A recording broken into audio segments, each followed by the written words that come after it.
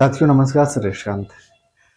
कल मैंने एक वीडियो शाम को बनाया था जिसमें मैंने ये कहा था कि पीसीएस 2025 प्री का रिजल्ट या तो फ्राइडे को आ जाएगा या तो सैटरडे को 100% आ जाएगा।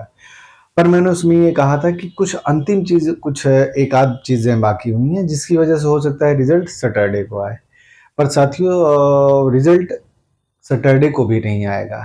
आज तो नहीं आया, कल भी नहीं आएगा। जो भी लोग वीडियो देखेंगे उनको ये समझ में आएगा, क्योंकि रिजल्ट क्या होता है ना कि बन के रेडी हो जाता है, पर उसमें एक फाइनल मीटिंग होती है, अध्यक्ष जी के उसमें मीटिंग होती है, तो ये उस वजह से वो मीटिंग नहीं हो पाई है। शायद जो भी कारण हो, आयोग की बातें हैं, तो इस वजह से बहुत नहीं पता है। पर यह है कि रिजल्ट आपका कल भी नहीं आ पाएगा।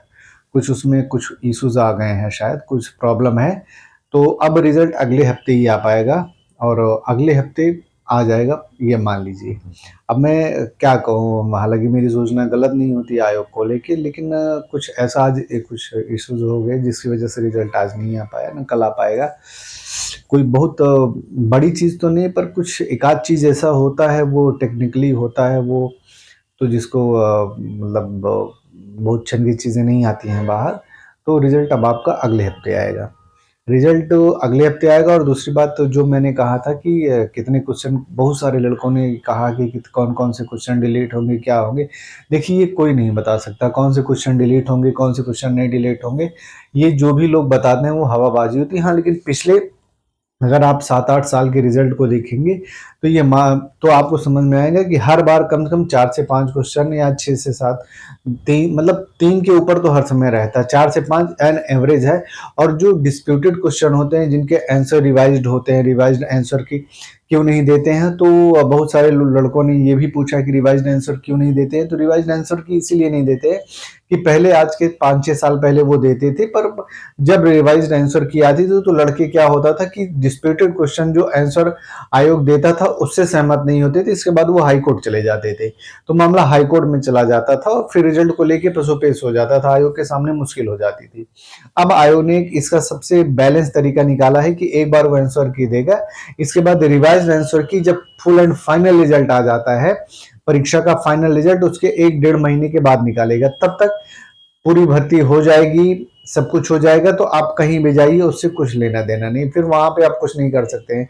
रिवाइज्ड आंसर की इसलिए भी नहीं डालता कि उस सूचना के अधिकार के तहत उसको वो माने नहीं, मतलब कि आप नहीं जान सकते हैं उसको, उसको बाहर कर दिया गया है। तो समस्या इस बात की है कि एक ही आंसर की आती, उसी से हमको पता चलता है कि कौन सा आंसर सही है, कौन सा। ऐसे तो मैंने अपनी वीडियो में बताया था कि बहुत सारे लड़कों ने 12-13 क्वेश्चन डाले हैं अलग अलग तरीके से, पर उसमें से 4 से 5 क्वेश्चन ऐसे हैं जो मोस्ट ऑफ डिस्प्यूटेड क्वेश्चन में से उसी में से हैं, 4-5 क्वेश्चन है, तो इस वजह से 4-5 क्वेश्चन की संभावना। और पिछले जितने भी रिजल्ट आए हैं, फाइनल जो रिवाइज आंसर की आती है, उसमें अगर आप देखेंगे तो लगभग यही चीज, इस बार भी लगभग 10 से 12 क्वेश्चन लड़कों ने डाला है।